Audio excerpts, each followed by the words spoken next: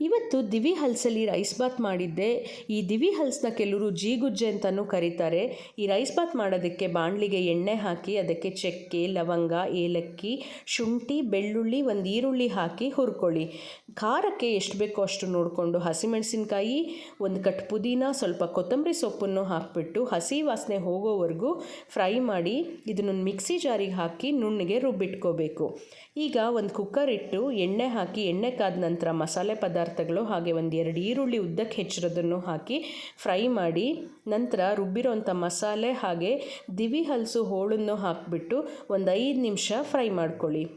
ಇದಕ್ಕೆ 4 ಕಪ್ ಆಗೋಷ್ಟು ನೀರು ಹಾಕಿ ಜೊತೆಗೆ ಉಪ್ಪನ್ನು ಹಾಕಿ ನೀರು ಕುದ್ದ ನಂತರ 2 ಕಪ್ಪು ನೆನೆಸಿಟ್ಕೊಂಡಿರೋಂಥ ಅಕ್ಕಿ ಹಾಗೆಯೇ ನಿಂಬೆಹಣ್ಣಿನ ರಸ ಒಂದು 2 ಸ್ಪೂನ್ ಹಾಕಿ ಒಂದೇ 1 ಸ್ಪೂನ್ ತುಪ್ಪನೂ ಹಾಕಿ ಕುಕ್ಕರಲ್ಲಿ 2 ವಿಷಲ್ ಕೂಗಿಸಿದ್ರೆ ಸಖತ್ ಟೇಸ್ಟಿಯಾಗಿರೋಂಥ ರೈಸ್ ಬಾತ್ ರೆಡಿ ಆಗುತ್ತೆ.